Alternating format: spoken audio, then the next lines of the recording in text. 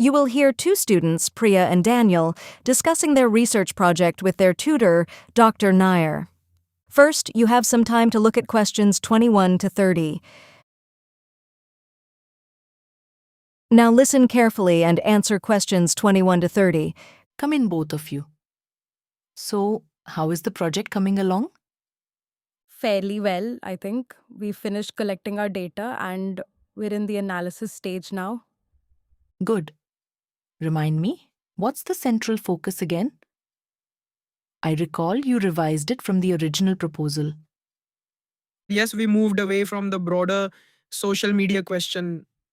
Our focus now is specifically on screen time and how it relates to academic performance.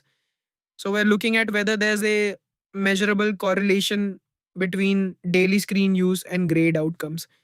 Right? So, not study habits per se, and not revision strategies.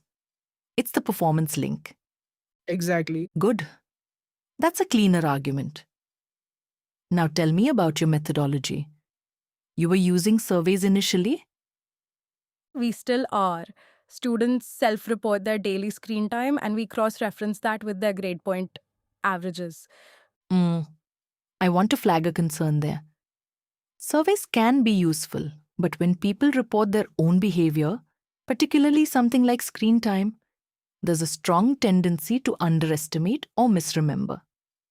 The data may not actually reflect what they're doing. Have you considered an observational approach? Or perhaps using app tracking data? We did discuss it, but we felt it raised privacy issues. Fair enough. But I'd strongly suggest you acknowledge that limitation explicitly in your write-up. The self-reporting problem is a known weakness, and examiners will look for it. We'll add that. Actually, on the findings, Priya, do you want to talk about what surprised us? Yes.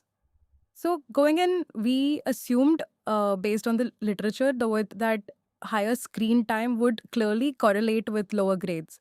But what we're actually seeing is more nuanced. Students with very high screen time are not necessarily the lowest performers. In some cases, it's almost the opposite. So our initial assumption has been contradicted by what the data is showing. That's actually very interesting. It doesn't mean your research is flawed. It may mean the relationship is mediated by other variables. Type of screen use, for instance, or time of day. That's what we're thinking, which leads to a problem I noticed with our control group. We had